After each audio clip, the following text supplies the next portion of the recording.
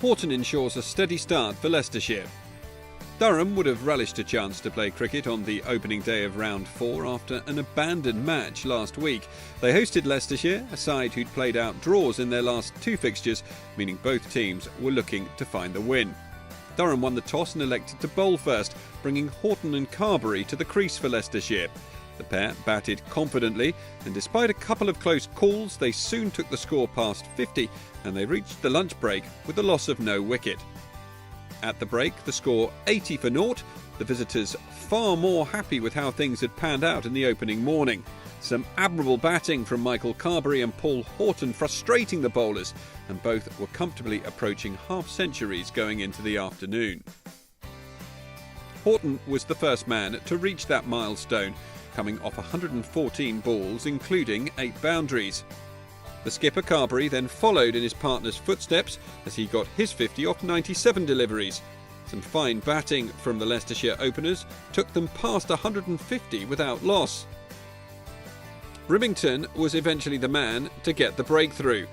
He found the first wicket of the match when he dismissed Horton for 75, Steele with the catch as the ball was edged. Ackerman was the next player in, and he contributed some runs before Carberry was sent packing, trapped LBW, leaving the field for an impressive 73. Ackerman and new man Cosgrove continued to build the 3rd wicket partnership, but Ackerman was next out, falling victim to wheel, leaving the field for 36, and that wicket came just before the break. The score 203 for 3 at tea, a vital wicket for the home side off the last ball of the session. It put the visitors, though, in a very strong position thanks to that high scoring from their top order. Durham hoping that they could find some wickets in the evening session. Cosgrove came out firing on all cylinders after the break, though, finding the boundary with some aggressive batting. Durham had to wait a while before the next wicket fell. Eckersley eventually the man to go, McCarthy trapping him LBW for 9. Newman Hill then combined with Cosgrove and both players pushed on.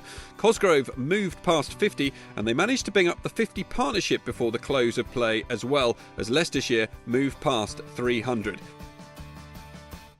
301 for 4 the score at the close of play. Horton the top scorer with 75, Carberry also impressing with 73, but Cosgrove building well on 66 not out. Durham looking for early wickets when the teams take to the field at the start of day 2.